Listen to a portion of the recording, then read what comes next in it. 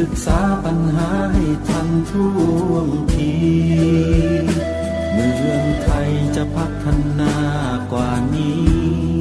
รายการดีคดีโลกคดีธรรมขอรำพันบรรยายความคิดเครื่องหมายแห่งสีทั้งสามงามถนัดขาวคือบริสุทธิ์สีสวัสดิ์หมายพระไตรรัตน์และธรรมะคุ้มจิตไทยแดงคือโลหิตเราใส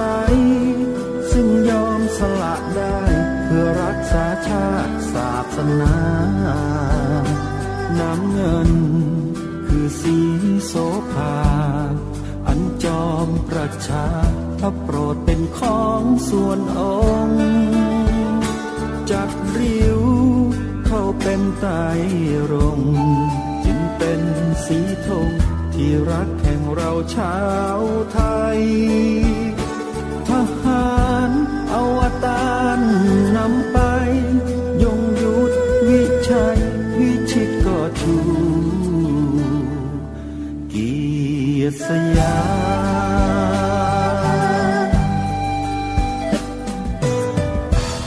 ประเทศไทยที่เจริญมั่นคงมาได้จนถึงทุกวันนี้มิได้เกิดขึ้นจากความหวาดกลัวอย่างคลาดเขลาแต่บรรพบุรุษไทยของเราทุกยุคทุกสมัยล้วนแต่มีความกล้าหาญและชาญฉลาดปกป้องเอกราชสร้างชาติให้เกิดความมั่นคงโดยมีธงแห่งพระไตรรัตน์เป็นเครื่องนำชัยจึงเป็นที่มาที่ไปของรายการคดีโลกคดีธรรมถ้าคิดก็ต้องกล้าทำอย่ากลัวถ้าทำความดีเร่งศึกษาปัญหาให้ทันท่วงทีเมืองไทยจะพัฒนากว่านี้รายการดีคดีโลกคดีธรรมรายการดีคดีโลกคดีธรรม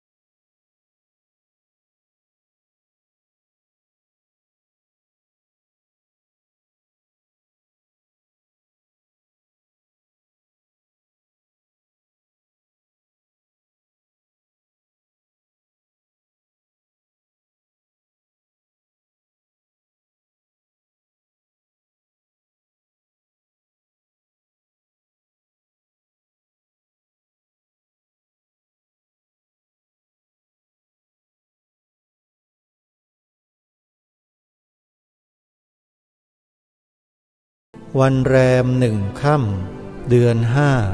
5วันนี้ตรงกับวันจันทร์ที่29มีนาคมพระพุทธศักราช2564รายการคดีโลกคดีธรรมมาพบกับท่านผู้ฟังเป็นปกติทุกวันจันทร์ถึงวันศุกร์และวันเสาร์อาทิตย์ทางสถานีวิทยุแห่งนี้ท่านผู้ฟังสามารถดาวน์โหลดแอปพลิเคชันเพื่อติดตามรับฟังรายการคดีโลกคดีธรรมรายการนี้ได้เป็นประจำทุกวันตั้งแต่เวลา 9 นาฬิกาเป็นต้นไปและมีหลายๆช่วงเวลาที่สถานีวิทยุพระพุทธศาสนาแห่งชาติคลื่นต่างๆนำมาออกอากาศสถานีวิทยุวัดหนองกายอำเภอแม่แตงเชียงใหม่ 99.75 เมกะเฮิรตซ์ออกรายการคดีโลกคดีธรรมเวลาบ่าย 2 โมงสถานีวิทยุวัดฝายหินตำบลสุเทพอำเภอเมืองจังหวัดเชียงใหม่ออกรายการคดีโลกคดีธรรมในเวลา 11 นาฬิกาหรือบ่าย 2 โมงสถานีวิทยุวัดศรีอุดมวงศ์ตำบลศรีสงครามอำเภอวังสะพุงจังหวัดเลยคลื่น 101.75 เมกะเฮิรตซ์ออกรายการนี้ 9 นาฬิกาคลื่นวัดป่าจริยธรรม FM 96.50 เมกะเฮิรตซ์ออกรายการนี้เวลา 10 นาฬิกาวัดอารามมงคลตำบลยางตลาดอำเภอยางตลาดจังหวัดกาฬสินธุ์ FM 89.0 เมกะเฮิรตซ์ออกรายการนี้เวลา 9 นาฬิกาวัดบ้านปลาคูนตำบลท่าหาดยาวอำเภอโพนทรายจังหวัด101คลื่น FM 104.50 เมกะเฮิรตซ์ออกรายการนี้เวลาบ่ายโมงตรงและบ่าย 3 โมงสถานีวิทยุวัดสามชุกอำเภอสามชุกจังหวัดสุพรรณบุรีออกรายการนี้ที่คลื่น 100.25 เมกะเฮิรตซ์ในเวลา 9 นาฬิกาและเวลา 20 นาฬิกาวัดธรรมปัญญารามบางม่วงตำบลบางช้างอำเภอสามพรานจังหวัดนครปฐมออกรายการนี้เวลา 14 นาฬิกาและยังมีสถานีวิทยุเครือข่ายอื่นๆที่นำรายการนี้ออกอากาศเป็นประจำท่านสาธุชนสามารถหมุนคลื่นเพื่อติดตามรับฟังได้เป็นประจำขออนุโมทนาขอบคุณท่านครูบาอาจารย์ทุกรูปที่เมตตาให้รายการคดีโลกคดีธรรมได้ออนแอร์ออกอากาศผ่านสถานีวิทยุต่างๆของทุกๆท่านเพื่อนำสาระข่าวสารข้อมูลต่างๆให้บรรดาสาธุชนได้สดับรับฟังเพื่อเรียนรู้ถึงสถานการณ์ของพระพุทธศาสนาในเมืองไทยทุกท่านทุกรูปทุกองค์ขออนุโมทนาเป็นอย่างยิ่งนะครับญาติโยมสาธุชนทุกท่านก่อนที่จะพบกับเนื้อหาการเสวนาต่อเนื่องจากเมื่อวานนี้ที่ท่านว.วชิระเมธีได้พูดไว้ยังไม่จบและบนเวทีวิทยากรอีก2 ท่านคือท่านศาสตราจารย์ดร.ดุษฎีวัฒน์แก้วอินทร์ท่านนาวาอากาศเอกพิเศษคัมภีรยานนท์ท่านก็ยังไม่ได้สรุปประเด็นต่างๆลงณเวลานั้นก็มีเนื้อหาที่ต่อเนื่องมาจนถึงวันนี้อีก1 วันอย่างที่ได้ปรารภกับท่านผู้ฟังเอาไว้ว่าวันนี้ต้องตั้งใจฟังท่านว.วชิระเมธีให้ดีอาตมาภาพฟังแล้วตอนแรกก็ไม่เชื่อว่าท่านจะพูดได้ถึงเพียงนี้แต่มาวันนี้ท่านปรับตัวได้เก่งพูดได้ชัดเจนเหมาะเหม็งเลยบอกว่าทุกคนขี้ขลาดไม่กล้าทั้งที่รู้อยู่ว่าสิ่งที่เราพากันทำอยู่พูดกันอยู่แสดงกันอยู่เนี่ยมันเป็นของเราเองเป็นของบ้านเมืองเราแล้วเราก็หยิบยกขึ้นมาแสดงมากล่าวมาพูดมาเชิญชวนทุกคนให้ทำให้ร่วมด้วยช่วยกันมันเป็นสิ่งที่สมควรและเป็นสิ่งที่มีความจำเป็นเราลองมาฟังท่านพูดดูนะฮะท่านจะพูดในลักษณะดังกล่าวนี้หรือไม่อย่างไรติดตามรับฟังการเสวนาเรื่องพระพุทธศาสนาในประเทศไทยในยุคโลกาภิวัตน์ได้ต่อไปณโอกาสบัดนี้ศาสนาอย่าสอนในโรงเรียนถ้าสอนในโรงเรียนต้องฟ้องเลยใครสอนไม่ได้ทีนี้ในเมืองไทยเนี่ยคนกับพระอยู่กันมาอย่างเป็นหนึ่งเดียวสมัครสมานสามัคคีไม่เคยมีปัญหาเลย แต่วันดีคืนดีคนของเราไปเรียนของเขามาดูบ้านเมืองเราเฮ้ยต้องแยกออกไปสิศาสนาชาวบ้านแยกออกไปสิอย่าเอามาปนกันนี่คือการกินแฮมเบอร์เกอร์แล้วก็มาไม่ดูตามมาแต่เรือตัวเองชอบแฮมเบอร์เกอร์พอมาถึงเมืองไทยปุ๊บลืมอาหารไทยไปคุณลืมอะไรไปหรือเปล่าว่าทุกบ้านทุกเมืองโดยเฉลี่ยนะ50,000 หมู่บ้านเกือบทั้งหมดมีวัดประจำหมู่บ้านอันนี้คือสภาพสังคมไทยของเราที่เป็นมาแต่เดิมแต่บางครั้งเยาวชนคนรุ่นใหม่ของเราไปเรียนเมืองนอกมานะตามฝรั่งแต่ไม่รู้ทันฝรั่งหยิบมาได้แต่อะไรล่ะแต่เศษแต่กากของฝรั่งเพราะฉะนั้นจะเอามาประยุกต์ใช้ในบ้านเมืองเราทำอย่างไม่แยบคายไปมาของดีรักษาไม่ได้ของใหม่ก็จะเอามาโยนโครมลงไปกลายเป็นความขัดแย้งในบ้านในเมืองอันนี้เป็นสภาพแวดล้อมที่ไทยจะต้องรู้เท่าทันโลกอะไรดีต้องรักษาไว้อะไรใหม่จะยอมรับต้องศึกษาให้ดีๆมิเช่นนั้นแล้วจะเหมือนที่สมเด็จพระพุทธโฆษาจารย์ปอ.ประยุทธ์โตท่านเตือนไว้ว่าของเก่าที่ตัวมีก็รักษาไม่ได้ของใหม่ที่จะตามก็ไม่รู้จริงเจริญพรกับนมัสการขอบพระคุณที่คุณอาจารย์ไปอย่างสูงครับท่านผู้การคัมภีร์ไปเรียนเมืองนอกมาครับมองปรากฏการณ์อย่างนี้ที่เกิดขึ้นอย่างไรครับท่านครับก็จริงๆก็ตามที่ท่านเจ้าคุณอาจารย์ได้เมตตานะพูดไปแล้วครับเราไปหลงอ่ะคือหลงในสิ่งที่เขาพยายามเขาเรียกเป็นการเผยแผ่ล่านิคมอีกรูปแบบหนึ่งผมเรียกเลยว่าไอ้แล้วระบอบทุนนิยมหรือระบอบประชาธิปไตยเนี่ยท่านโดนเขาหลอกหมดอ่ะไอ้พระดามประชาธิปไตยเพิ่งมีมาเมื่อไหร่ท่านอย่าลืมนะว่าจริงๆพระดามคือสิ่งที่เขายอมรับทั้งโลกและยึดปฏิบัติเนี่ยพระพุทธศาสนาเรา 2,600 ปีมาตายจริง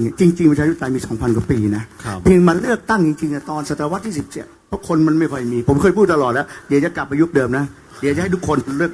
ผมบอกเลยอายุ18ถ้าเป็นผมนะเป็นสสให้หมดเป็นกดยกมือสแกนม่านตากด13 หลักกฎหมายบางกฎหมายเนี่ยออกโดยทั้ง50-60 ล้านคนอ่ะคือท่านต้องเข้าใจแบบนี้ก่อนแต่จริงๆต้องเรียนว่าการกระบวนการบางอย่างของสหรัฐเองสิทธิเสรีภาพก็ไม่ใช่เช่นนั้นอย่างที่ท่านอาจารย์เมตตาพูดเขาชูใช่แล้วอินเดียแดงครับไปแย่งเข้ามาทำไมตอนที่จะโจมตีใครทำไมโจมตีอิหร่านอิรักได้เรียนเลยว่าสหประชาชาติเด็กๆบางคนก็เข้าใจกันผิดเกิดขึ้นเพราะสงครามโลกLeague of Nations ครั้งที่1แล้วสงครามโลกที่2พอเกิดขึ้นมาปั๊บเขาก็ตั้งสหประชาชาติขึ้นมา5ประเทศมหาอำนาจก็มาเป็นเขาเรียก permanent member ของในมนตรีความมั่นคงคณะมนตรีความมั่นคงถูกต้องก็คือสหรัฐอังกฤษฝรั่งเศสจีนรัสเซียนั้นโอเคสหรัฐเด่นขึ้นหน่อยเพราะอังกฤษฝรั่งเศสกำลังแย่จากสงครามโลกที่1เงินค่อนข้างน้อยด้วยจีนก็วุ่นวายกับการเปลี่ยนแปลงในประเทศรัสเซียด้วยสหรัฐในพังงาพอเขาตั้งสหประชาชาติผมเรียนเลยว่าท่านรู้ไหม World Bank ก็เขาตั้งเขาประชุมที่ Bretton Woods ตั้ง World Bank ขึ้นตั้ง IMF ขึ้นและก็ให้อิงดอลลาร์ทองคำอิงดอลลาร์สหรัฐเขาใช้สิทธิ์อะไรนะครับจริงๆคือการล่าอาณานิคมและช่วงหนึ่งเนี่ยพอเป็นเริ่มเปลี่ยนอย่างที่ผมเรียนแล้วมันเข้าชุกสงครามเย็นก็ทิ้งแล้วว่าแบบ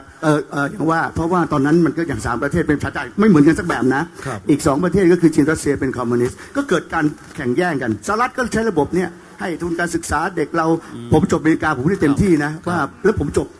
อยู่ด้วยมีบ้านอยู่ด้วยบ้านอยู่ด้วยจบF16ก็เคยมีที่นั่นท่านโดนเขาหลอกอย่างสิ้นเชิงจริงๆเรามีของดีท่านตอนนี้จริงๆท่านเจ้าคุณทำกันอยู่นะครับซอฟต์พาวเวอร์ตอนนี้ท่านดูเกาหลีเขาใช้ไอ้เคป๊อปเนี่ยคือเรียนแบบสหรัฐทั้ง CNN ทั้งฮอลลีวูดเขาหลอกเรามีพระศาสนาท่านเนี่ยทั้งธรรมกายทำหนองป่าพงทำท่านหลวงตาบัวทำท่านไม่รู้จักใช้เลยเนี่ยนี่คือซอฟต์พาวเวอร์อย่างตอนนี้ท่านคิดดูนะครับอยู่ๆเนี่ยคนเข้ามานับถือหรือมาฝึกสมาธิกันนี่ท่านให้เขานับถือไกลๆนะมีพระพุทธรูปติดสักหน่อยในหลวงเราเสด็จไปด้วยผู้นำเราไปด้วยโอ้โหท่านนี่คือการล่านิคมแบบไกลๆผมอยากจะเห็นว่าเพราะงั้นกระบวนการผิดพลาดทั้งสิ้นเลยรัฐต้องถ้าอยากเป็นมหาอำนาจนะด้วยความเคารพ3อย่างพอประเทศเนี้ยข้อที่1ทำเรื่องหลักจะมีแผ่นดินที่สมบูรณ์ทำยังไงเพื่อแปลงเกษตรเนี่ยให้เป็นพลังเขาเรียกว่า comparative advantage เหมือนที่ในหลวงร9ท่านทำแปลงพืชให้เป็นพลังงานหรือท่านจะแปลงพืชให้เป็นยาขายทั่วโลกเนี่ยอย่างขนาดนี้สถานการณ์อย่างเงี้ยนะนี่ควรจะทำข้อที่2ใช้เนี่ยกระบวนการของรัฐภูมิศาสตร์ที่ขวางระบาด2มหาสมุทรใหญ่ท่านทำยังไงอ่ะขอข้อกระแลมบิดที่ผมเรียนนะฮะแล้วก็ครึ่งงบประมาณก็ให้ประเทศพัฒนาขึ้นประเทศครึ่งหุ้นก็แจกพี่น้องประชาชนก็ได้ที่สำคัญสุดท้ายเรามีพระพุทธศาสนาเป็นศูนย์กลางศาสนาโลกเหมือนมีนครวาติกันอยู่ที่เมืองไทยเหมือนมีนครเมกะอยู่ที่เมืองไทย ทำไมท่านไม่ใช้ให้เป็นประโยชน์แค่3 อย่างเลยท่านผมเรียนตรง มันก็เป็นจุดแข็ง ๆเราสามารถเป็นมหาอำนาจในเอเชียได้เลยนะครับ สอดคล้องที่เจ้าคุณพูดตอนแรกนะครับ ใช่ครับ ถ้าอาจารย์ดุษฎีวัฒน์ครับในทางการศึกษาเนี่ยมันปัจจุบันนี้มันถอยลงหรือขึ้น เมื่อกี้อาจารย์บอกว่าในทางศาสนาเนี่ยเราขาลงเขาขาขึ้น ครับก่อนอื่นผมอยากจะเรียนอย่างนี้ว่า อยากจะยกตัวอย่างญี่ปุ่นนิดหนึ่งในส่วนที่เขาดีนะครับญี่ปุ่นเนี่ยเขามีโรงพลังงานไฟฟ้านิวเคลียร์ระเบิดย้อนหลังไปนะครับแล้วเขาประกาศรับคนที่จะเข้าไปกู้โรงพลังงานไฟฟ้าแต่คนที่เข้าไปทำงานในนี้จะต้องเสียชีวิตภายในไม่เกิน5 ปีรู้ว่าจะต้องตายพอประกาศรับสมัครท่านผู้การคนต่อแถวตั้งแต่6 ทุ่มยาวไม่รู้กี่กิโลนี่คือการสอนให้เพราะรัฐบาลบอกว่าการกู้พลังงานไฟฟ้าโรงพลังงานไฟฟ้าคือการกู้ชาติครับเราจะเห็นว่าความจงรักภักดีต่อชาติของคนญี่ปุ่นนั้นในเอเชียเนี่ยญี่ปุ่นอันดับ 1แน่นอนครับอันนี้ผมอยากจะย้อนกลับมาที่บ้านเราถ้าเหตุการณ์แบบนี้มันเกิดขึ้นที่บ้านเราบ้างแล้วประกาศรับสมัครท่านผู้การเราจะเห็นคนไทยไปต่อแถวไหมฮะยากมากครับนี่คือการสร้างแบรนด์ให้จงรักภักดีต่อสถาบันชาติครับณวันนี้หลักสูตรต่างๆที่มันหายไปผมเองในฐานะเป็นนักการศึกษาผมมองว่าการปลูกฝังเด็กรุ่นใหม่ที่เราขาด3 วิชาหลักอย่างเนี้ยวันนี้มันเห็นผลแล้วส่งผลทันทีเลยนะครับญี่ปุ่นเนี่ยผมจะพูดถึงญี่ปุ่นบ่อยญี่ปุ่นเนี่ยเขาต้องการสร้างให้เด็กมีคุณธรรมเรื่องนี้เขาจะเล็งเห็นผล 20-30 ปีอาจารย์บ้านเราวันนี้วิชาเหล่านี้มันหายไปเมื่อ 20-30 ปีวันนี้เห็นผลเลยเห็นไหมครับนี่คือหลักการทางการศึกษาว่าการบ่มเพาะเราไม่ได้หวังว่าเอาวันนี้สอนวันนี้ได้ผลวันนี้ไม่ใช่มันจะต้องมีทอดระยะเวลาอีกประเด็นหนึ่งที่ผมฟังแล้วก็ไม่ค่อยสบายใจคือเมืองไทยเราเนี่ย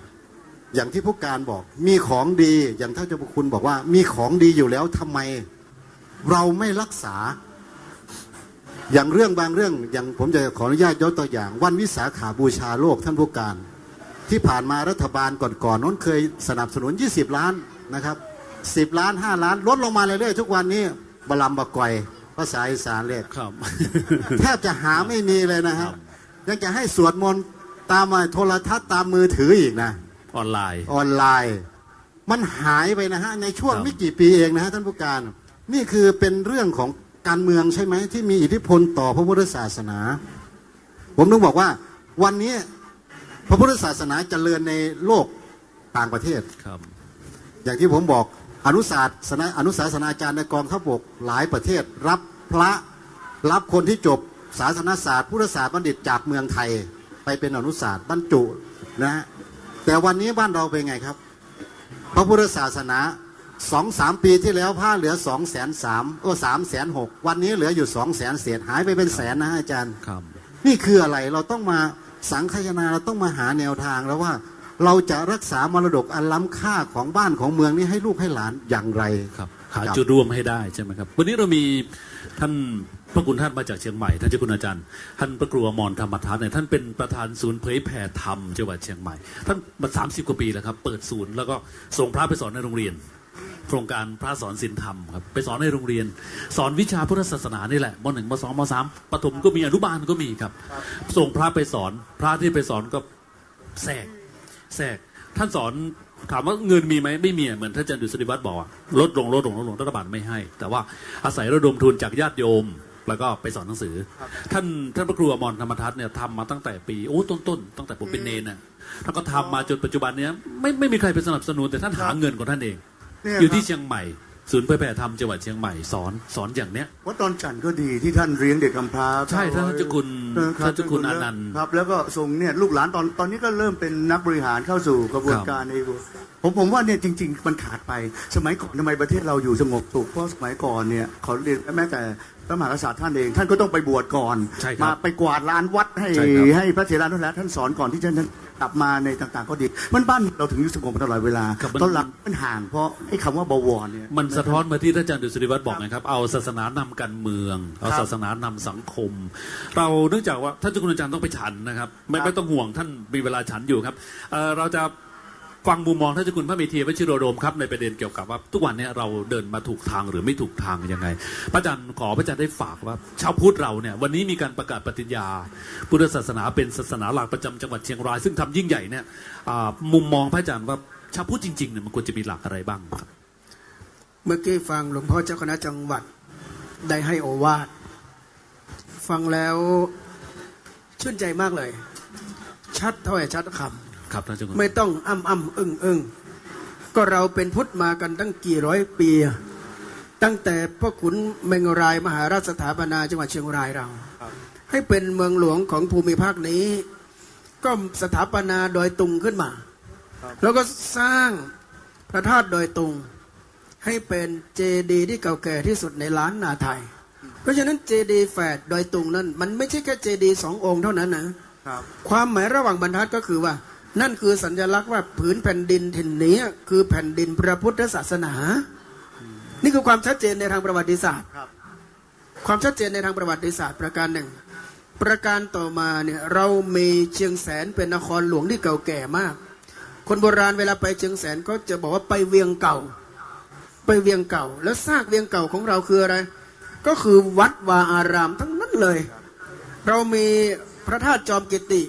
ที่มีคุณค่าทางศิลปะสูงที่สุดเลยในประเทศไทยนี่อยู่อันดับต้นๆเลยอาจารย์ถวันดัชนีเนี่ยศิลปินแห่งชาติของไทยและของเชียงรายและของโลกท่านบอกว่าถ้าหากว่าโลกนี้มีอันให้ต้องถล่มทลายลงไปแล้วเมืองไทยยังเหลือพระธาตุจอมกิติอยู่คุณไม่ต้องเสียใจสิ่งที่ดีที่สุดของไทยยังอยู่สิ่งที่ดีที่สุดของโลกยังคงอยู่ที่นี่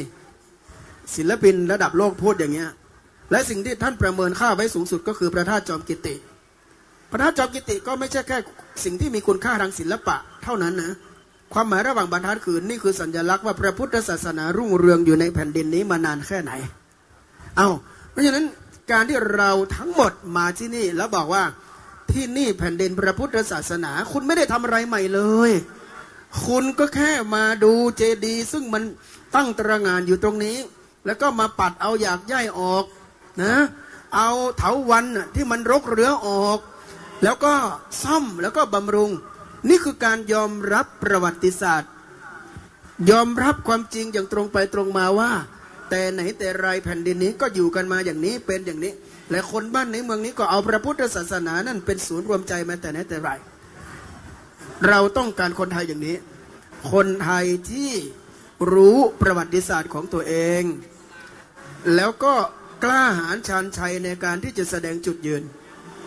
เราต้องการคนอย่างนี้เราไม่ต้องการคนไทยที่ทำอะไรก็play safe เดี๋ยวเปลืองตัวคือคนอย่างนี้เวลาเขาเอาของมาแจกอยู่แถวหน้านะเวลาเขาของมาแจกเนี่ยแถวหน้าเลยนะอยู่ต้นแจกถุงยังชีพเนี่ยอยู่แถวหน้าเลยแจกเงินอยู่แถวหน้าเลย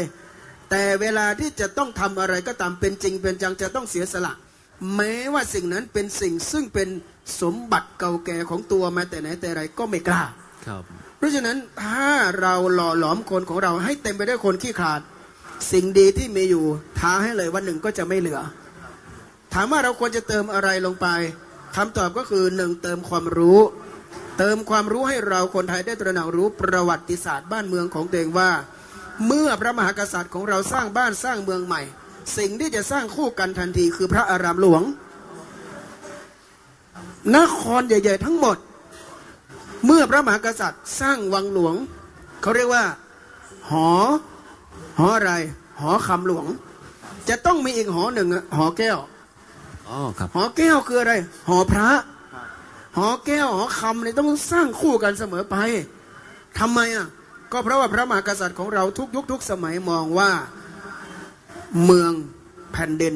กับพระพุทธศาสนาจะต้องมาด้วยกันอย่างที่ท่านอาจารย์บอกกษัตริย์แทบทุกพระองค์เลยไปดูประวัติศาสตร์นะตั้งปณิธานจะยกพระพุทธศาสนาเป็นศาสนาประจำชาติทั้งหมดทั้งสิ้น แล้วคนสมัยก่อนท่านไม่ได้กระจอกงอกง่อยท่านกล้าหาญชันชัยที่จะพูดที่จะบอกที่จะกล่าวนี่คือคนไทยที่มี DNA ที่มีความกล้าหาญชันชัยและคนไทยอย่างเงี้ยรักษาแผ่นดินถิ่นเกิดได้รักษาชาติรักษาพระศาสนารักษาประชาชนได้แต่คนไทยจำนวนมากเดี๋ยวนี้อาตมาก็ไม่รู้ว่า DNA นี้มันไปถูกเปลี่ยนถูกดึงออกตอนไหนนะโปรแกรมบางตัวนี่มันหลุดตอนไหนอาจารย์ช่วยไปวิจัยด้วยจู่ๆก็กลายเป็นคนแบบไม่เอาอะไม่ใช่เรื่องไม่เอาอะเสี่ยงคุณจะเพลย์เซฟกันไปหมดแล้ววันหนึ่งบ้านเมืองเกิดมีอันเป็นไปคุณก็อยู่ตรงนั้นด้วยแต่คุณไม่ทำอะไรถามว่ามันน่าภูมิใจไหมเห็นบ้านเห็นเมืองเห็นชาติเห็นศาสนาพังไปต่อหน้าต่อตาแล้วตัวเองก็อยู่ในตรงนั้นด้วยแต่ถามว่าทำอะไรไม่ทำอะไรเลยอาจารย์ว่าเราไม่ต้องการคนที่มีทัศนคติเป็นลบแบบนี้สิ่งที่เราควรจะปลูกฝังทุกวันนี้คือชาวพุทธที่รู้จักศาสนาของตัวเองชาวไทยที่รู้จักแผ่นดินของตัวเองและทั้งชาวพุทธและชาวไทยนี่แหละนอกจากรู้จักศาสนาของตัวเองรู้จักแผ่นดินของตัวเองแล้วต้องกล้าหาญชันชัยที่จะพูดความจริงที่มันตรงกับประวัติศาสตร์เพราะเราอยู่ที่นี่บ้านเมืองของเรามีรากมีฐานคุณทอดตามองไปทุกหนทุกแห่งนั้นนอกจากคุณจะเห็นยอดไม้สิ่งที่คุณจะเห็นคือยอดเจดีย์มีใครจะเถียงบ้างไม่มีใครเถียงฝรั่งคนหนึ่งเนี่ยมาเป็นลูกศิษย์หลวงพ่อชาอยู่ที่หนองป่าพงท่านเล่าไว้เดินทางท่องไปทั่วโลกเพื่อแสวงหาพ่อแม่ครูบาอาจารย์วันที่ท่านนั่งเครื่องบินมาถึงกรุงเทพมหานครน่ะเครื่องบินกำลังจะร่อนลงที่ดอนเมืองท่านบอกว่าท่านทอดตามองลงมาแล้วเห็นแต่ยอดเจดีย์ท่านบอกว่าอาตมาพบแล้วที่ตัวเองจะมาหยุดการแสวงหาครูบาอาจารย์คงจะเป็นแผ่นดินนี้แหละเห็นไหมนั่นคือคนนอกที่เขามองเข้ามาเขายังดูออกเลยว่าประเทศเราอะสิ่งที่เป็นสาระสำคัญคืออะไรฉะนั้นถ้าเรามองเข้ามาจากต่างประเทศเราจะเห็นว่าสัญลักษณ์ของเมืองไทยนะคืออะไรวัดอรุณพระปรางวัดอรุณนะบารักโอบามามาเมืองไทยมีเวลาไม่กี่ชั่วโมงขอดูอะไรต้องไปดูพระนอนวัดโพทิมคุกประธานบริษัท Apple คนปัจจุบันคนนี้กลุ่มเศรษฐกิจทั้งโลกเลยมาเมืองไทยแค่ไม่กี่วันเหลือชั่วโมงเดียวไปไหนขอไปวัดสะเกษนะไปดูภูเขาทองถามว่าเขาอยากไปดูอะไรอย่างอื่นไหมเขาไม่ได้อยากไปดูอย่างอื่นเพราะเขารู้ว่าถ้าคุณอยากรู้จักคนไทยและเมืองไทยคุณต้องไปหาพระหาเจ้าหาพระศาสนานี่ก็คือสิ่งที่คนนอกมาเตือนเราว่าของดีมีอยู่ตระหนักรู้กันเสียถ้าไม่ตระหนักรู้กันเสียไปเหอะของใหม่ของเก่าก็รักษาไม่ได้ของใหม่ที่เอามาก็เป็นอะไรก็ไม่รู้สุดท้ายก็จะพังเนี่ยพระอาจารย์อยากฝากว่าสิ่งที่เราคนไทยต้องมี1ความรู้2ความรู้สึก3ความกล้าหาญชันชัยความรู้ว่าพระพุทธเจ้าท่านสอนอะไรแล้วทำตามคำสอนของท่านนะความรู้สึกต้องรู้ว่าการพระศาสนาในบ้านในเมืองนาทีนี้เป็นอย่างไรจะได้เตรียมรับมือทันนะและความกล้าหาญชันชัยคือกล้าที่จะพูดอะไรที่มันตรงกับความจริงทางประวัติศาสตร์ว่าบ้านเมืองของเรามันเป็นแผ่นดินพุทธแต่ไหนแต่ไรก็พูดอย่างตรงไปตรงมาหลวงพ่อประยุทธ์โตท่านบอกว่าเราไม่ได้ทำอะไรใหม่เราแค่พูดความจริงที่คนทั้งโลกก็รู้อยู่แล้วมันไม่ได้มีอะไรเสียหายเนี่ย3สิ่งเนี่ยคนไทยจำเป็นต้องมีนะ1ความรู้ว่าพระพุทธเจ้าสอนอะไรจะได้ไม่เพี้ยนเพราะทุกวันนี้มันเพี้ยนไปไกลมากนะเนี่ยเพี้ยนจนกระทั่งว่าในพระศรีอานก็มาเกิดแล้วนะก่อนเราประกาศศาสนาไปแล้วใช่ประกาศศาสนากำลังรับสมัครสาวกอยู่แล้วก็แห่กันไปบูชาไอ้ไข่บ้าบอคอแตกพระพุทธเจ้านั่งอยู่ในวิหารไม่ไปไหว้ลูกศิษย์แล้วนี่คือเราขาดความรู้นะขาดอย่างแรงเลย2ขาดความรู้สึกก็คือสังคมมีปัญหาก็ยังไม่รู้สึกตัวอีกนะไฟไหม้ถนนฟากโน้นยังนั่งอยู่ตรงนี้แล้วบอกเดี๋ยวเทศบาลเขาจัดการเราไม่ต้องยุ่งสมัยก่อนถ้าไฟไหม้บ้านตรงไหนนะชาวบ้านเขาไม่เคยรอเทศบาลนะ1 คน1ถังน้ำเขาวิ่งไปลำห้วยที่ใกล้ที่สุดตักน้ำช่วยกันดับไฟนั่นคือจิตสำนึกสาธารณะที่เห็นบ้านเมืองมีภัยไม่ปล่อยปละละเลยเราต้องมีความรู้สึกว่าสถานการณ์ต่างๆเป็นอย่างไร3มีความกล้าหาญชันชัยอย่ามัวแต่รักษาตัวอยู่ในคอมฟอร์ตโซน อันนั้นก็ไม่เอา อันนี้ก็ไม่เอา กลัวเปลืองตัว พอคนมาถามว่าทำไมไม่ทำอะไรเลยบอกเป็นกลาง จริงๆไม่ได้เป็นกลาง อันนี้คือใจเสาะนะใจเสาะกระชอกที่กลัว แล้วพอคนอื่นเขาออกไปทำอะไรสร้างสรรค์ดีๆมาเนี่ยตัวเองเป็นคนแรกที่จะเข้าไปขอแบ่งสรรปันส่วนอาตมาว่าคนเห็นแก่ตัวอย่างนี้เป็นคนที่ไม่ได้รักแผ่นดินถิ่นเกิดอย่างแท้จริงจริงๆคนเหล่านี้ไม่ใช่เป็นกลางเป็นพวกชุบมือเปิบนะพระอาจารย์ฝากบอกพวกเราเลยว่าเราต้องทิ้งนิสัยอย่างนี้เราต้องกล้าหาญชาญชัยที่จะรักบ้านรักเมืองรักแผ่นดินถิ่นเกิดรักษาสมบัติของบรรพชนครับอาจารย์นมัสการขอบพระคุณที่คุณอาจารย์ไปอย่างสูงครับโอ้ถ้าอย่างนี้ไซตามะโมเดลของท่านอาจารย์ดุษฎีวัฒน์ใช้ไม่ได้แล้วครับมันไม่มีคนที่จะมารู้แล้วก็รู้สึกแล้วก็ไปประหารชาญชัยอย่างที่ว่าเราจะมาปิดประเด็นที่ท่านผู้การครับว่าในยุคโลกาภิวัตน์ซึ่งมันไม่มีกำแพงเนี่ยเราจะสร้างความเข้มแข็งให้ชาวพุทธได้ยังไงบ้างในมุมมองของท่านครับคือตอนนี้เนี่ยผมไม่อยากจะให้ทุกคนคิดว่าต้องเป็นหน้าที่ของรัฐบาลในการแบบนั้นคือบางครั้งเนี่ยเราต้องเหนือกว่านั้นคือบางทีเนี่ยผมเลยว่าสถาบันเนี่ยอย่างที่ช่างชาติศาสนาพระกษัตริย์เนี่ยอยู่เหนือการเมืองนะเพราะจริงเนี่ยอย่างเคยบอกไว้แล้วแม้แต่ร่างกฎหมายเองเนี่ยเขาก็เอาสิ่งดีๆจากพระธรรมนี่แหละหรืออย่างต่างประเทศก็เอาคัมภีร์ไปว่าเขาตั้งอาณาจักรใช้ตรงนี้มันกฎหมายทั้งสิ้นนะครับเพราะฉะนั้นตอนนี้อยากให้เปลี่ยนมุมมองตรงนี้ที่สำคัญชุมชนต้องเข้มแข็งกระบวนการนี้ต้องใช้เด็กๆเข้ามาแล้วตอนนี้ท่านรู้อยู่แล้วว่าเด็กๆจะถนัดในเรื่องโซเชียลถ้าเราปลูกฝังสักอย่างท่านเชื่อผมเองตอนนี้ผมตั้งลูกหลานสกายเมดนิวเจนบางอย่างเนี่ยนี่เขาก็คิดเองจะวิ่งมาราธอนอะไรต่างๆพวกเราก็สนับสนุนความคิดของเขาในแนวทางที่ดีสิ่งสำคัญคือปลูกฝังให้เขามีจิตสาธารณะเห็นประโยชน์ของส่วนรวมมากกว่าประโยชน์ส่วนตนและที่สำคัญต้องให้ทราบซึ้งอย่างที่เจ้าคุณอาจารย์ได้นำเมตตาพูดต้องรู้จักประวัติศาสตร์รู้ตัวตนของเราครับที่ผ่านมาอย่าเป็นไม่เรื่องของรัฐอย่างเดียวจริงๆถ้าได้รัฐด้วยมันง่ายมันสะดวกแล้วมันจะเร็วทันทีแต่ถ้าไม่ได้ไม่เป็นไรในชุมชนตั้งแต่ครอบครัวต้องฝึกต้องมีการสั่งสอนให้ดีเรื่องของขนบจริงๆเรื่องวัฒนธรรมนะครับถ้าเราตัวนี้เป็นหลักเหมือนหลายประเทศเนี่ยมันจะครอบคลุมในเรื่องสถาบันชาติศาสนาพระกษัตริย์เราอยู่แล้วเพราะว่าวัฒนธรรมของเราจะกลมกลืนหมดแม้แบบพิธีสงกรานต์พิธีพืชมงคลอาจจะมีพราหมณ์เข้ามาบ้างแต่กระบวนการต่างๆเนี่ยจะเป็นไปอยู่แล้วในวันสำคัญของเราเพราะงั้นบางครั้งจีนเขาถึงใช้แบบนี้และอย่างที่ท่านพูดเนี่ยต้องเรียนอย่างท่านเจ้าคุณอาจารย์หรือพี่ดุษฎีพูดเนี่ยจริงๆเนี่ยทุกประเทศผมนัดเน้นนะฮะทุกประเทศเขาให้ความสำคัญตรงนี้แม้แต่เกาหลีจีนญี่ปุ่นท่านไปดูเขาปลูกฝังตรงนี้มาตั้งแต่เด็กเพราะฉะนั้นเนี่ยเราละเลยตรงนี้ไม่ได้เลยแต่ตอนนี้ในเมื่อโลกาภิวัตน์ประมาณขนาดนี้แล้วมันยุคโซเชียลที่มันไปไกลกว่านั้นและจะยิ่งก้าวกระโดดยิ่งกว่านี้เพราะท่านจำได้ไหมว่ามือถือมันก็เพิ่งมาไม่เท่าไหร่เองตอนแรกผมยังใช้แบบกระดูกอยู่เลยกระดูกหมาแล้วราคาตอนนั้นขนาดตอนนี้นี่ไม่กี่ตังค์ก็ซื้อได้แล้วเด็กๆทุกคนมีกันหมดเพราะฉะนั้นเราใช้ตรงนี้อย่างไงแต่เราจะต้องมีขุนพลครับหมายความว่าขุนพลที่หนาด้านนี้จะทิ้งใครไปไม่ได้หรอกเด็กรุ่นใหม่สำคัญที่สุดเพราะงั้นเนี่ยผมเนี่ยอย่างมัคคายกน้อยเนี่ยที่ผมสนับสนุนเนี่ยเด็กพวกนี้อายุ14-15เนี่ยเขาตอนนี้นะครับวันนั้นไปตกใจมาก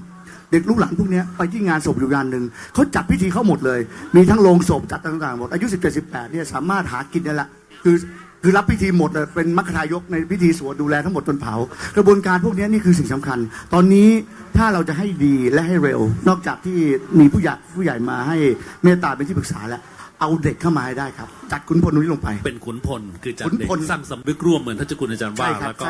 ใส่สิ่งดีๆเข้าไปแล้วให้เขาเป็นกำลังสำคัญในยุคโลกาภิวัตน์นี้นะครับเราจะปิดที่ท่านอาจารย์ดุษฎีวัฒน์ครับท่านอาจารย์มองว่าการสร้างความเข้มแข็งให้กับชาวพุทธเนี่ยวันนี้ประกาศปฏิญญาจังหวัดเขาก็ประกาศปีที่แล้วท่านอาจารย์มองว่าความเข้มแข็งจะเกิดขึ้นโดยปัจจัยอะไรบ้างครับที่ผมมองที่สำคัญที่สุดคือกลไกของรัฐหลายครั้งที่ผมไปร่วมประกาศพระพุทธศาสนาเป็นศาสนาประจำจังหวัดเนี่ยหน่วยงานภาครัฐเองแทบจะไม่เข้ามาร่วมตอนแรกก็เหมือนจะดูดีนะพอตอนหลังก็ขึ้นต้นเป็นมะลิซ้อนแตกไปอ่อนเป็นมะลิลาไปหมดครับเพราะอะไรเพราะนโยบายเขามองว่าการที่จะมาทำอะไรก็ไม่รู้หรอกเกี่ยวกับพระพุทธศาสนาเนี่ยเขากลัวไปหมดอย่างที่ท่านเจ้าประคุณว่าไม่รู้จักหน้าที่ตัวเองใน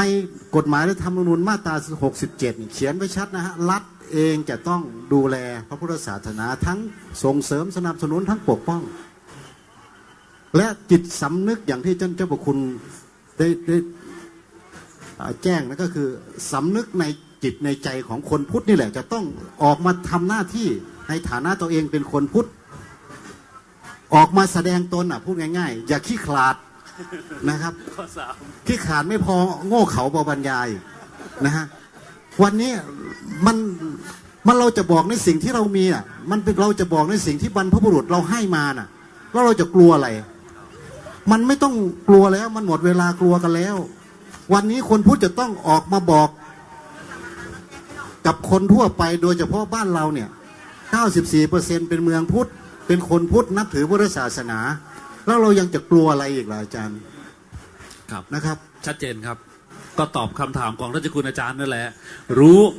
ให้มีความรู้จริงๆรู้สึกแล้วก็กล้าที่จะเผชิญที่ท่านผู้การบอกให้มีขุนพลถ้าอาจารย์บอกเราจะต้องกล้าจริงๆการเสวนาในวันนี้นะครับเราคุยกันในประเด็นพุทธศาสนาในสังคมไทยยุคโลกาภิวัตน์ยุคปัจจุบันซึ่งไม่มีกำแพงทุกคนมองเห็นกันก็อยู่ที่ว่าเราจะรู้แล้วก็รู้สึกมากน้อยแค่ไหนแล้วก็จะไปกล้ารับความจริงเหมือนที่ท่านผู้ร่วมเสวนาทั้ง3ท่านได้พูดหรือเปล่านะครับต้องนมัสการขอบพระคุณท่านเจ้าคุณสัตวเมธีดร.พระเมธีวชิโรดมหรือท่านเจ้าคุณท่านว.วชิระเมธีนะครับขอบพระคุณท่านศาสตราจารย์ดร.ดุษฎีวัฒน์แก้วอินทร์แล้วก็ท่านนาวากาศเอกพิเศษคัมภีรยานนท์ที่มาร่วมเสวนากับเราในวันนี้นะครับประเด็นทุกท่านที่ท่านพูดถึงสรุปในตัวอยู่แล้วนะครับผมจะขอสรุปครับสั้นๆด้วยบทประพันธ์หัวใจเมืองซึ่งทุกท่านรู้จักดีอยู่แล้วครับที่บอกว่าเมืองใดไม่มีทหารหารเมืองนั้นไม่นานเป็นข้าเมืองใดไร้จอมพาราเมืองนั้นไม่ช้าอับจนเมืองใดไม่มีพนิษฐ์เลิศเมืองนั้นย่อมเกิดขัดสนเมืองใดไร้ศิลโสพลเมืองนั้นไม่พ้นเลวทรามเมืองใดไม่มีกวีแก้วเมืองนั้นไม่แคล้วคนหยามเมืองใดไร้นารีงามเมืองนั้นสิ้นความภูมิใจเมืองใดไม่มีดนตรีเลิศเมืองนั้นไม่เพลิดพิสมัยสุดท้ายครับเมืองใดไร้ธรรมอำไพเมืองนั้นบรรลัยแน่นอนครับนมัสการพระคุณท่านและขอบคุณท่านผู้มีเกียรติครับ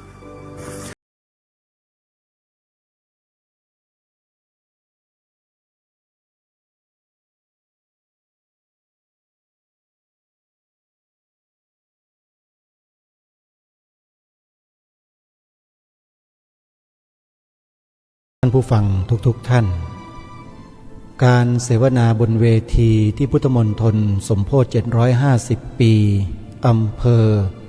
แม่ลาวจังหวัดเชียงรายจบลงด้วยบทพระราชนิพนธ์ของล้นเกล้ารัชกาลที่6ที่สรุปสั้นๆว่าเมืองใดไร้ธรรมอำไพเมืองนั้นบรรลัยแน่เอ่ยเดี๋ยวจะเปิดเพลงนี้ทิ้งท้ายไว้ในวันนี้ให้กับท่านสาธุชนได้สดับรับฟังกันเพลงนี้มีชื่อว่าเมืองกังวลแต่ก่อนจะจบเนื้อหาสาระของรายการวันนี้ขอสรุป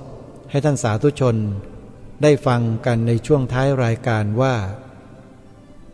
วิทยากรโดยเฉพาะท่านเจ้าคุณเมธีวชิโรดมหรือท่านว.วชิระเมธีอาจารย์ศาสตราจารย์ดร.ดุษฎีวัฒน์แก้วอินทร์ก็ดีหรือท่านนาวาอากาศเอกพิเศษคัมภีรยานนท์ก็ตามต่างก็พูดเป็นเสียงเดียวกันในการสรุปการเสวนาในวันนั้นว่าพวกเรามันขี้ขลาดตาขาวกันเองเหมือนอย่างที่รายการคดีโลกคดีธรรมย้ำมาโดยตลอดว่าพวกเรามันขี้ขลาดตาขาวมันกลัวกันไม่เข้าเรื่องบ้านเมืองเราของเราแท้ๆเราเป็นเจ้าของบ้านแท้ๆเราจะประกาศว่าเราคือเจ้าของบ้านนี้จะไปกลัวอะไรใครล่ะโยมในฐานะที่เป็นเจ้าของบ้านมันแปลกไหมท่านว่าแปลกไหมเราจะประกาศนะว่าประเทศนี้มีศาสนาพุทธเป็นศาสนาประจำชาติไทยของเราเนี่ยมันแปลกตรงไหนมันผิดตรงไหนโยมรายการนี้จึงย้ำแล้วย้ำอีกย้ำมาโดยตลอดว่าให้พวกเราช่วยกันทำ3 ข้อท่านสาธุชนขอย้ำอีกครั้งหนึ่งนะว่าเราไม่ได้ละรานใครเราไม่ได้รังแกใครเราไม่ได้เบียดเบียนใครเลยแม้แต่นิดเดียวเรากำลังทำหน้าที่ของความเป็นเจ้าของประเทศนี้ ด้วยการยกความถูกต้องของบ้านเมืองให้เป็นที่ปรากฏ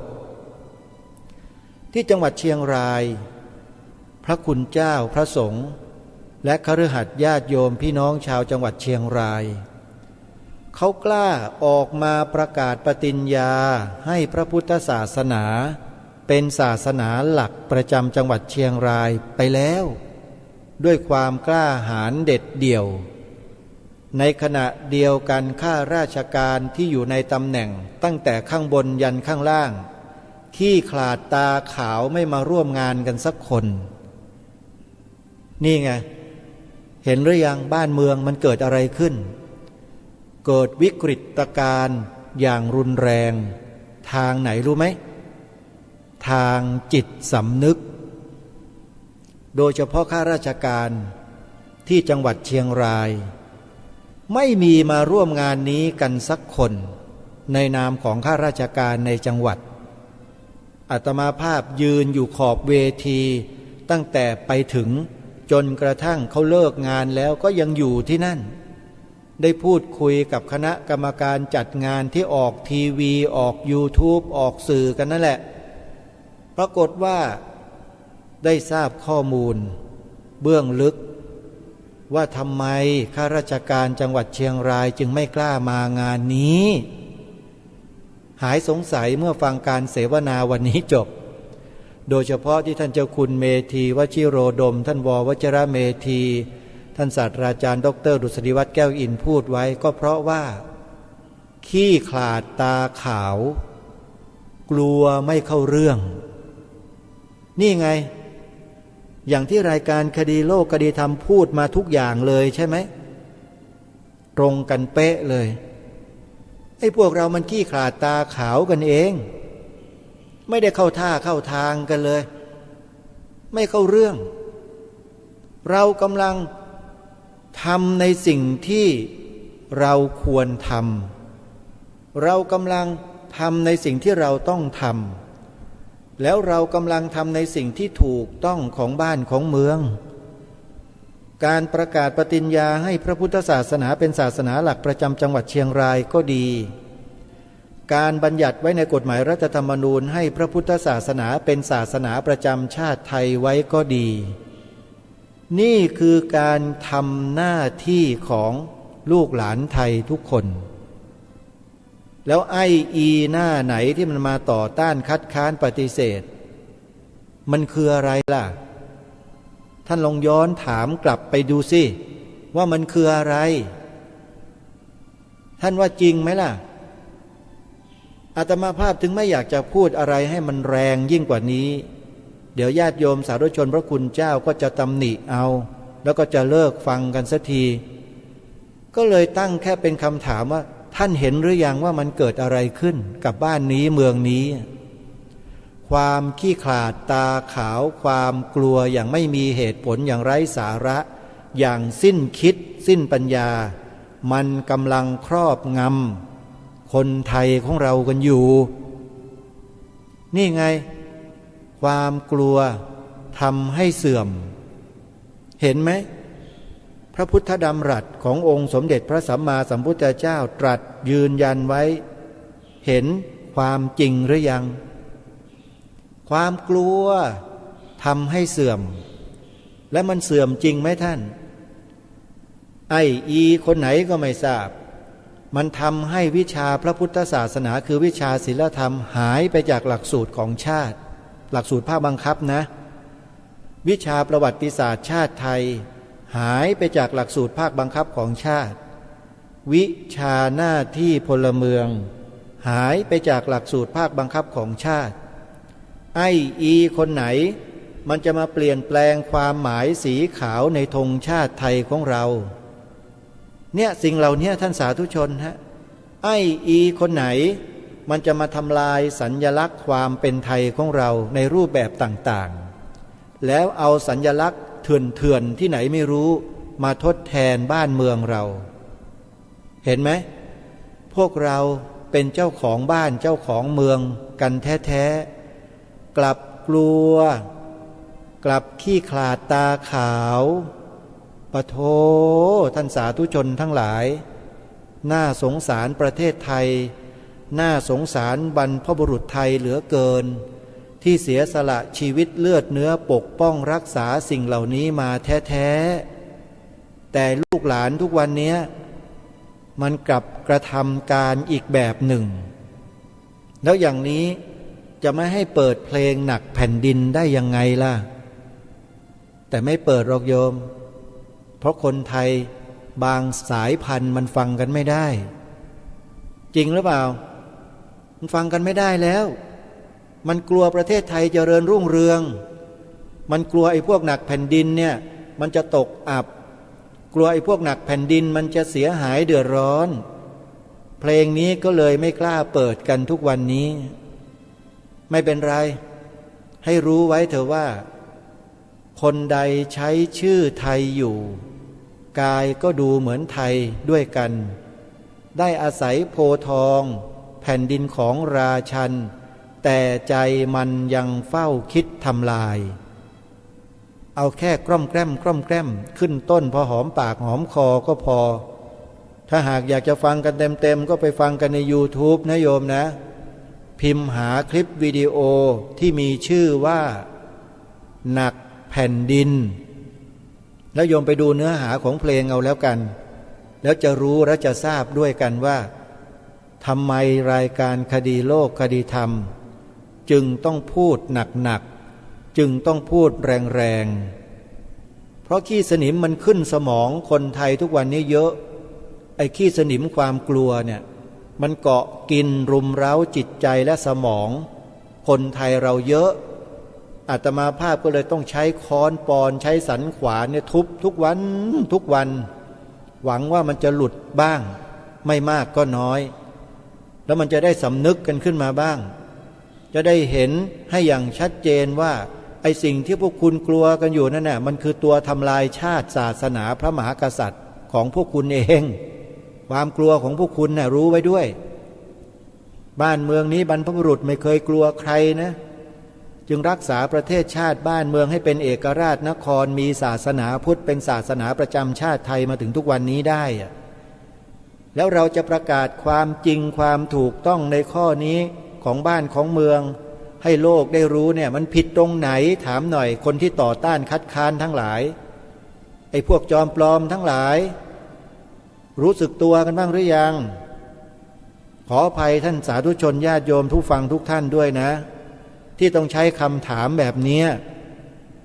เพราะคนพวกนี้อาตมาภาพไม่ได้ไปญาติดีอะไรด้วยหรอกเพราะมันทำลายชาติบ้านเมืองของเราแท้ๆไอแนวคิดและการกระทำคำพูดทั้งหลายที่มันตรงกันข้ามมันสวนทางกับบรรพบุรุษของเราเนี่ย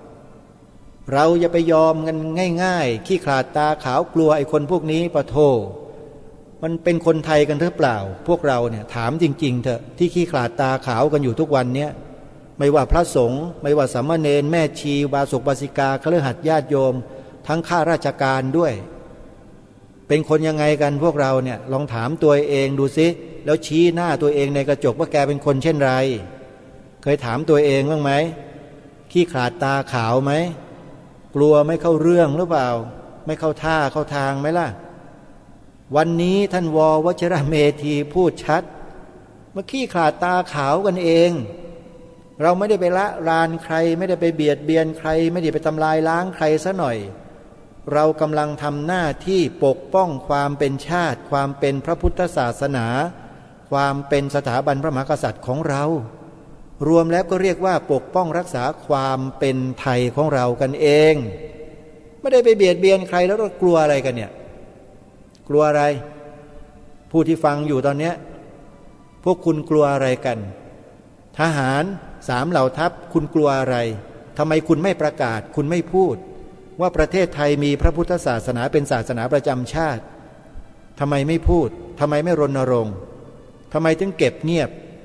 แล้วบางคนถึงขนาดไปยอยกไอ้พวกลัทธิอื่นขึ้นมาเนี่ยหมายความว่ายังไงบรรพบุรุษเขาสอนคุณแบบนั้นหรือถามตัวเองกันดูบ้างอาตมาภาพได้คำตอบมานานแล้วล่ะจึงมาทำรายการในลักษณะเช่นนี้ด้วยจิตสำนึกไม่ได้ทำเพื่ออวดอ้างตัวเองว่าเก่งหรอก แต่มันมีจิตสำนึกจึงได้มาทำรายการในลักษณะเช่นนี้นั้นใครที่ด่าว่าตำหนิอาตมาภาพอยู่รับบุญกุศลหรือรับบาปกรรมอะไรก็ตามแล้วแต่คุณจะรับก็แล้วกันนะวันนี้เวลาของรายการหมดท่านสาธุชนต้องขอสมมติยุติไว้แต่เพียงเท่านี้เดี๋ยวมาฟังบทพระราชนิพนธ์ของล้นเกล้ารัชกาลที่6ที่ผู้ดำเนินการเสวนาได้สรุปตอนท้ายเป็นบทเพลงพร้อมๆกันขอความสุขสวัสดีในธรรมแห่งองค์สมเด็จพระบรมศาสดาสัมมาสัมพุทธเจ้าจงปรากฏเกิดมีขึ้นในจิตใจของท่านผู้ฟังทุกท่านทุกคนเทินขอเจริญพร